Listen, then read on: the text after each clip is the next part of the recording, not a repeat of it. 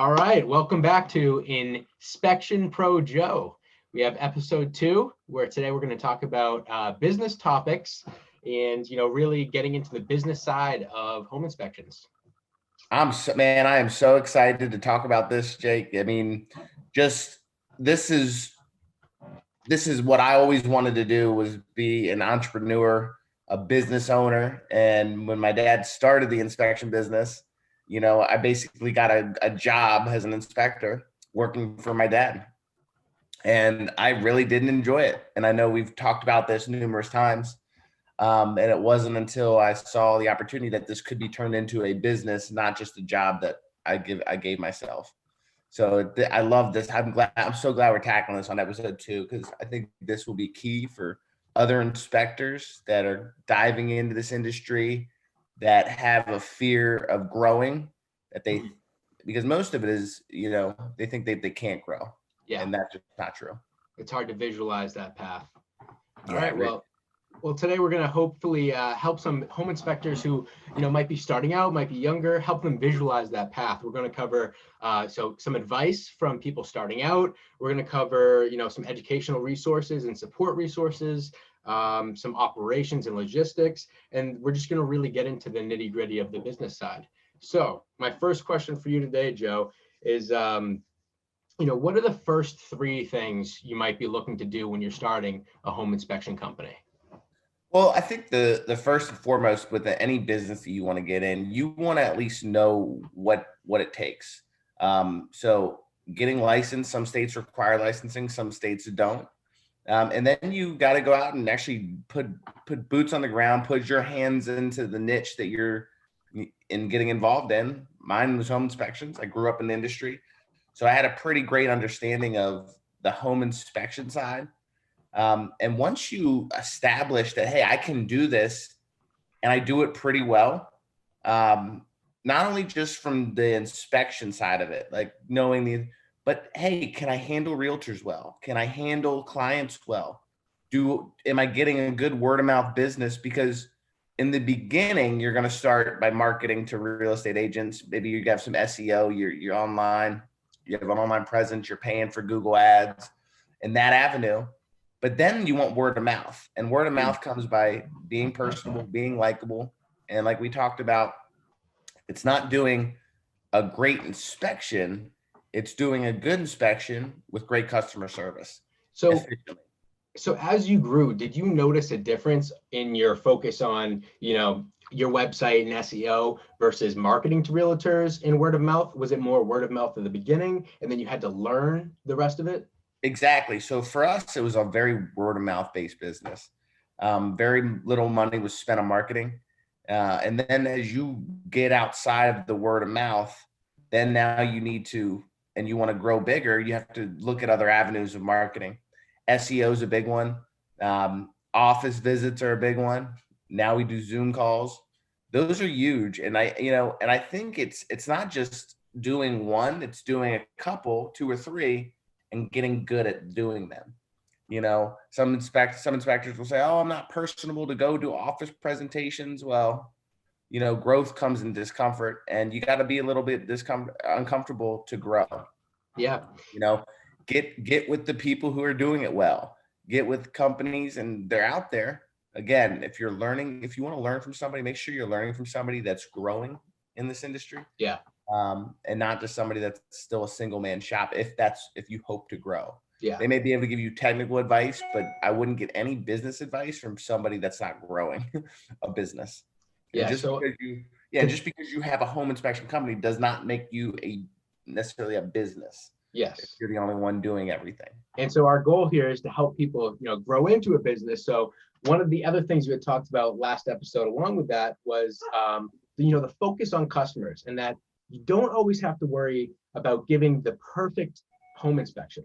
You can also really focus on the customer and customer service. And you had said that, it was really word of mouth at the beginning that helped you take off. So yeah. I want to get your take a little bit on, like Jeff Bezos says, the obsession with the customer. So if you really focus on that, how did that help you grow? Well, just making sure that if, typically on the business side of things, right, it's more dealing with complaints, on the back end. Mhm. But it's also, I tell our inspectors, get the person to like you. How do you get somebody to like you? You ask them questions about themselves. Oh, are you from, where are you moving from? And it's those little things that start building trust with that customer. And again, I don't think it's proper for you just be talking the whole inspection. You have to be focused on the inspection, but you can make a little bit of small talk, asking questions about them, not talking about yourself, Mhm. asking questions about them. And then that builds a trust and a rapport that gets people to like you. I'm a big believer. If I want you to like me, Jake, I'm gonna be interested in Jake. Yeah. I'm not gonna tell you everything great about Joey. I'm gonna be interested in you, and you'll be like, wow, Joey was a great guy because Yeah. he took an interest in me. And so that's what I mean on that side. But from a business standpoint, when you grow, and now we're dealing with customer complaints that come in, maybe realtors that have unrealistic expectations, Mhm. it's managing that experience and providing good feedback. Even when I feel like we're right at times, I'm going to apologize. Hey, I'm so sorry this wasn't communicated clearly. Let's do better moving forward. And we can take this as a learning experience. And you almost have to fall on a sword a lot Mhm. when dealing with it. And a lot of times people just want to be heard. So from that standpoint, communication is key, and communicating properly for a solution and saying, hey, I pick up the phone for a complaint. Hey, and sometimes you get mad people. Hey, I'm actually here to help you. Yeah. I'm calling to help you. I'm not calling to fight with you. I want to call. This is a call for me to help you to say and for a solution. And once people realize that I'm not there to fight them on something, I'm here to help them. Um, it deflates the attitude of the conversation, and it makes it more level, right? And I'm straight up with them. I don't give away the farm either. I tell them, hey, I'm going to do what's fair for you. Yeah. What's fair for us. This isn't one-sided, but I promise you this: we will do what's fair. And that's my silver lining now is whenever we deal with those complaints, that's how we approach them. And it seems like, those are the relationships that will take you far. Yep. Yeah, I And can't tell you. Yeah, I can't tell you how many times we've dealt with the complaint, and a realtor will use us even because of how we handled an issue. so moving forward with the realtors, you had said that that's something you're going to have to start out with when you shift over from, obviously we're focused on word of mouth, but we also really have to worry about real estate agents and how to get into that industry. So that sounds good, but how do you really get into the real estate agent's mind? How do you get into their circle? Do you find them at shows, or is it like the where and the whens here? How do we? Well, so you look up off real estate offices. You can call them, you can visit them. You can bring candy, you can bring gifts with you, little trinkets to the offices, and in the hopes that you can maybe present it at one of their meetings, at one of their team meetings. And earlier, as we started, that was a big key for us to grow.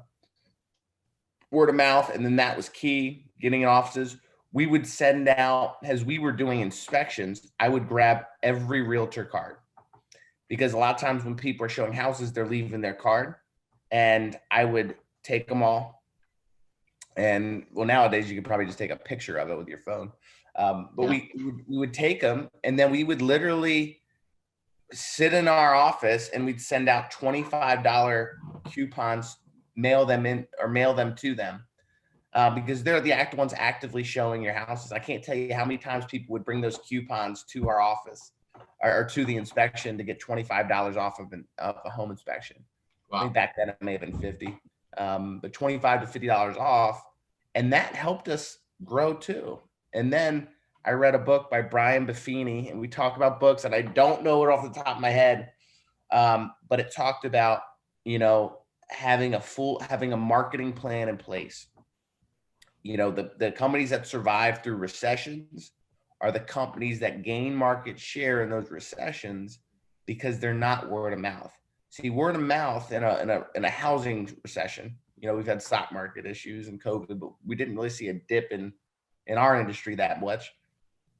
Realtors will fall out, the busy ones will stick around, but they'll slow down. And if you don't have a marketing plan to get realtors where other home inspection companies, God forbid a recession comes, it's the single man shops that are going to fall first, right? Because they tend to live off the word of mouth. They don't have the marketing plan. And this is what Brian Buffini was talking about.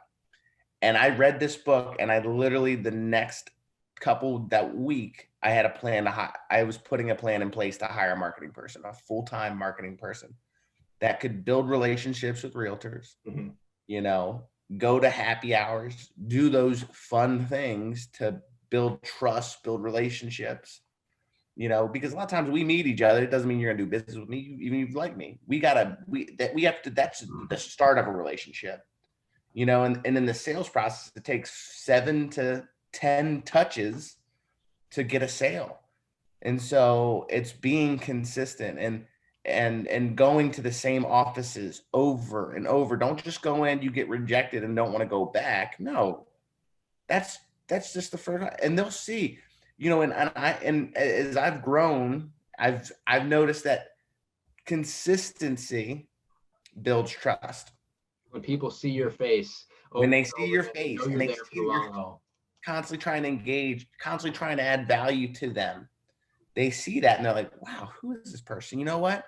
And then even though they may have an inspector that they go to or their go-to guy, they're going to call, he's not available one day. And they've seen you 8 to 10 times in their office, and they're going to say, oh my God, I'm going to use Donofrio. I actually have a company. And then hopefully they use us. The experience is a great experience, right? Great customer service. And hopefully they don't go back to their other guy, or they'll say, hey, you're our second, you're on our list now. We refer 3, you're on the list, you know?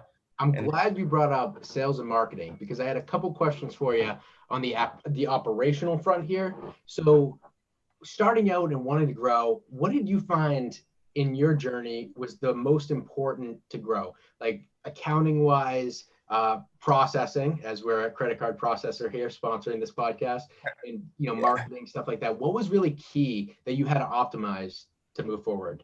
Well, I think for us, it was, learning those details of your businesses as you go, learning the accounting piece. I was a finance focused in college. I got a bachelor's of administration or business administration, but my focus was finance. So I actually liked doing that. I mean, my best class was, we would actually look at financial statements, and there's a lot of power in that, and where we could make cuts and where we can partner with people. Mike Spears with Elite Group was talking about, at the conference we were just at in Indianapolis.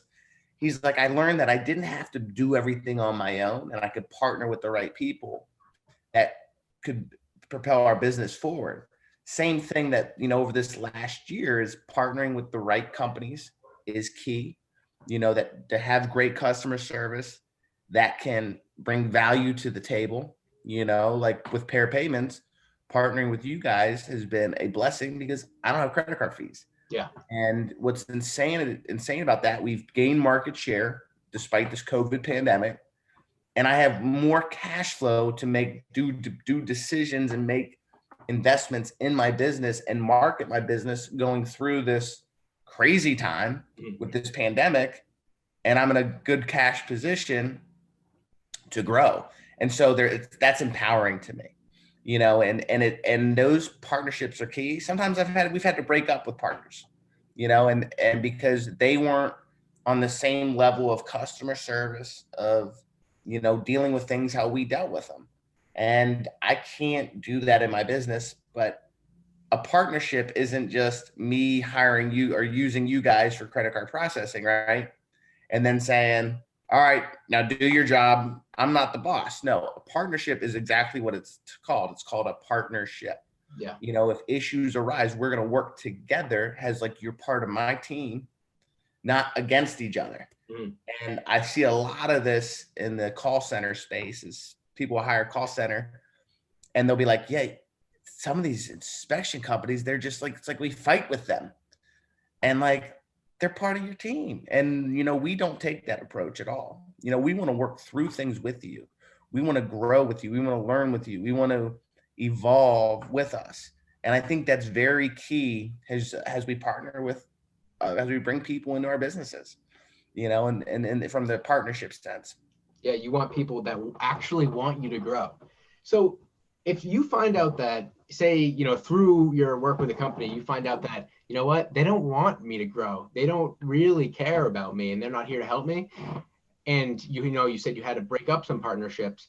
How worried should people be about failures, decisions they made that didn't work out? Have you just been able to learn from them and see them all as a net positive? Or are there some decisions that you really would caution people to be careful about? Well, if you're growing a business, you better get used to failing at things.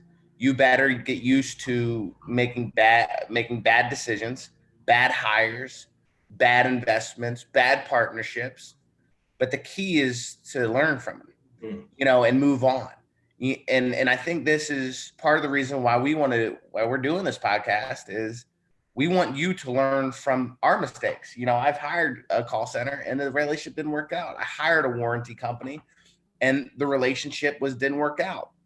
Now, has that warranty company grown a lot since then? And are we starting to reevaluate maybe bringing in a warranty company on our end rather than just do it in-house? Of course, right? Because that company's growing. At the time, that was 5 years ago, I was younger, and I was just building this business, and my customers were very important to me, like we talked about. And when you don't handle that well, I was tending to just break up quick, be like, hey, if you can't get a hold of this, boom. And we started our own little limited warranty side of things. But yeah, learning's part of it, and growing and failing, that's just part of the game. But I urge our listeners, learn from other inspectors so you don't make the same mistakes. You're still going to make mistakes, but if you can learn, you're going to make them quicker, you're going to learn quicker, and you're going to grow quicker, and that's key. I mean, right there, and it's amazing. You talk to some inspectors who have grown massively, and they've grown rapidly. They just keep going. Yeah. Boom, boom, boom, boom, boom, boom, boom. There's no setbacks. It's not they hire one person that didn't work out. They hire that one person didn't work out. Okay, who's the next one? And that's exactly how you have to be. Don't get butt hurt when something doesn't work out in your favor. Learn and move on that day or the next day. You have to. So for someone who's just getting into the industry, is there a mentorship program or some sort of educational resource or support system that people should really be taking advantage of so that they can learn from the experienced home inspectors? Yeah. Some of the best relationships I've gotten and some of the best relationships that I'm starting to have with inspectors inside this industry. Inspection Go is an amazing organization. They offer education. They offer networking with other massive inspection companies. And they offer an incredible accounting for your business.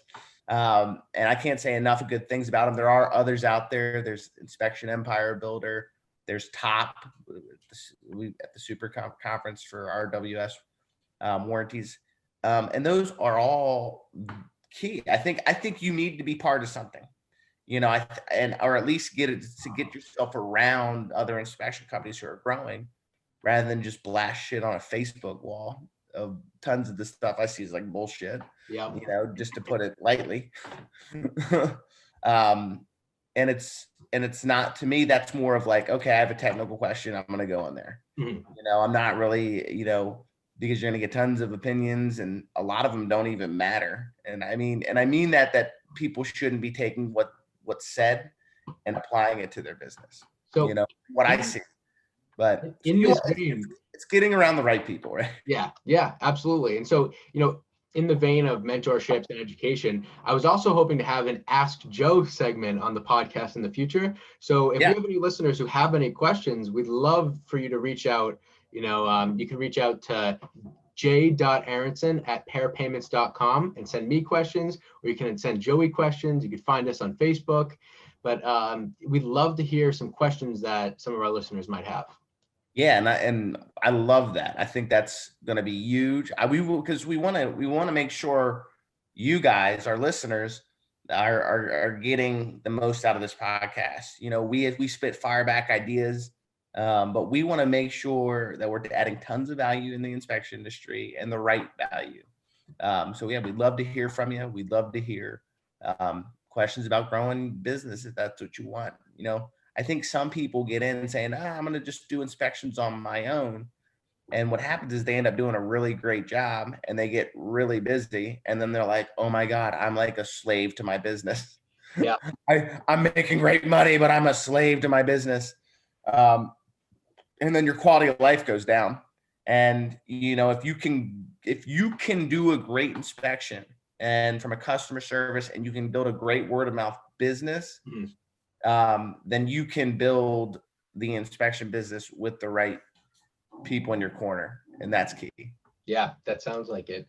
So it does sound like there are a lot of myths and misconceptions in this field. So you have some good ones, some good myths and misconceptions that you can debunk here today? Well, I think the myth is, or misconception that I see is, since we're talking about the business side of it, is people have this thing that nobody can do it as good as them. And that is not true. That is a lie. If you can do it, probably most people can do it, and I'm a firm believer of that. So, as you start to grow, the hardest thing for most is to get their hands out of it. And when you hire somebody, you're not their boss. I mean, technically, yeah, you are, but they're part of your team. And, as the leader of the organization, I want our team to be successful, and I'm not going to come down on them. And like we talked about, everything's a learning opportunity, but as you start hiring different people in your business, answer phones they're going to have great ideas that can help you. So make sure that don't have the attitude, nobody can do it as good as me, because that's just not true. As we grew, I found just through other people's ideas, like, oh my God, they know a better way. Yeah. And because I brought them in, right? And then we use a lot of those ideas, and it's great, from that aspect. So, get out of your own way, and people can do it as good as you, and they may do it different. And realtors and clients may like them a little bit better than they like you, or some of them will, right? Yeah. So now you start having different personalities that attract new agents that may not have liked Joey, where now they like Jake. They don't like Joey. They like Jake. So, and that's crazy to see that. It's awesome. Yeah. Yeah. So one last question for you today is, how do you go from, a small family-run business to a 14 inspector firm, a multi-inspector firm here? Like, what is that process of hiring? How do you find the right people to work with you? And, all that goes into that. Well, when we put out feelers that we were hiring, we used our email list. We told realtors that we're hiring.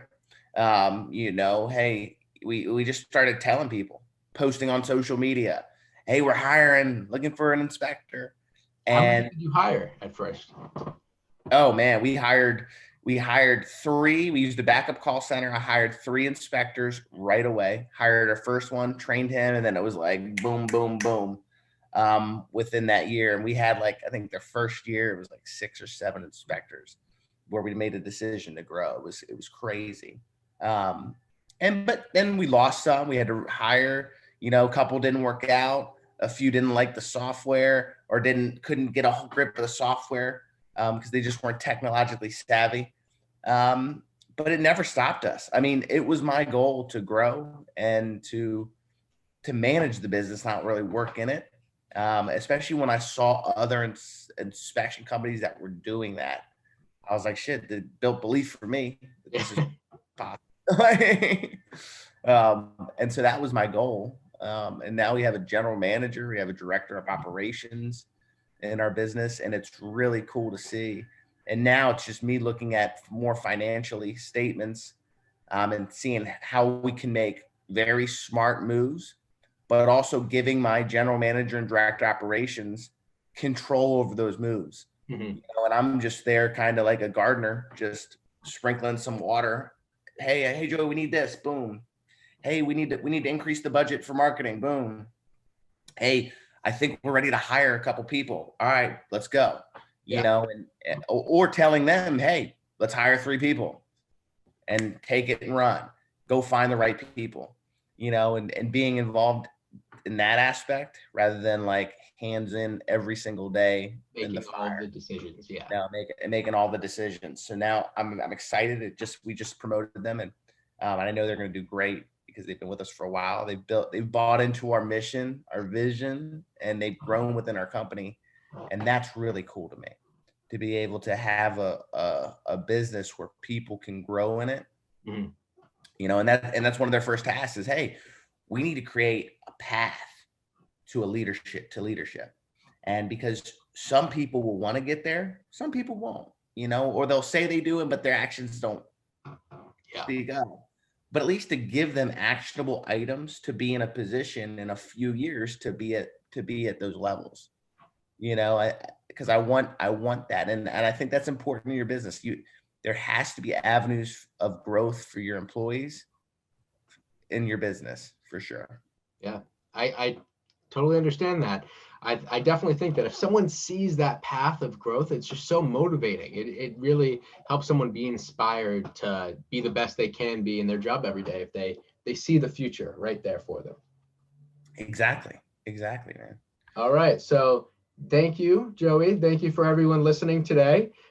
We had a great time as always, but I would love to announce that next week we're going to have Stephanie Weinstein on with us, and she is a great real estate agent, and she's going to be able to offer us some keen insights into the real estate industry and, you know, how to bridge the industry of home inspection and real estate agents. And I'm so happy to be able to have some conversations with Joey and Stephanie next week.